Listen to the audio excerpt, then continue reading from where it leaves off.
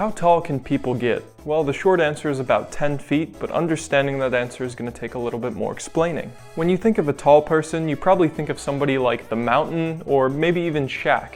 But even these two huge people pale in comparison to the tallest currently living man, Sultan Kösen from Turkey, who stands about 8 feet and 3 inches tall. Even Sultan, however, is dwarfed by the tallest man to have ever lived, Robert Wadlow, who stood an astounding 8 feet and 11 inches tall. Robert suffered from a hypertrophic pituitary gland, which led to his massive height. In more simple terms, the pituitary gland is about a pea-sized little thing inside of your brain that releases hormones, and more specifically, growth hormones.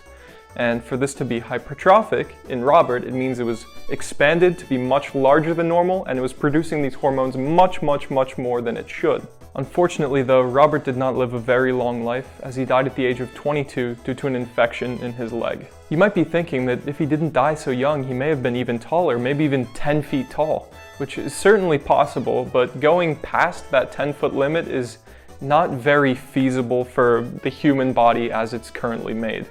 And there's a couple reasons for that. The most important of those being the square cube rule.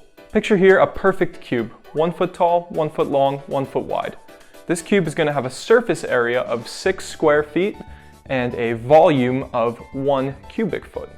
However, if we were to make this cube 10 times as big, so 10 feet long, 10 feet wide, and 10 feet tall, the surface area is going to grow to 600 square feet while the volume grows to 1,000 cubic feet.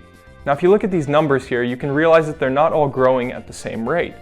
The length of the sides of the cube all grew by a factor of 10, while the surface area grew by a factor of 100, and the volume grew by a factor of 1,000. So this rate of growth holds true not just in cubes, but also in people.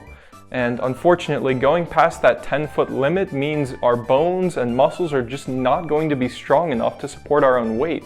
You'd literally be getting crushed under your own body weight if you were any taller than that. At these massive heights, you also run into other issues such as poor circulation and overall poor mobility. Experts have predicted that if humans were to grow up in an environment with lower gravity, such as a different planet like Mars, then these humans would be up to 6 inches taller than us here on Earth. And you might be thinking that this lower gravity might solve the whole issue with the square cube law, but unfortunately that's not the case.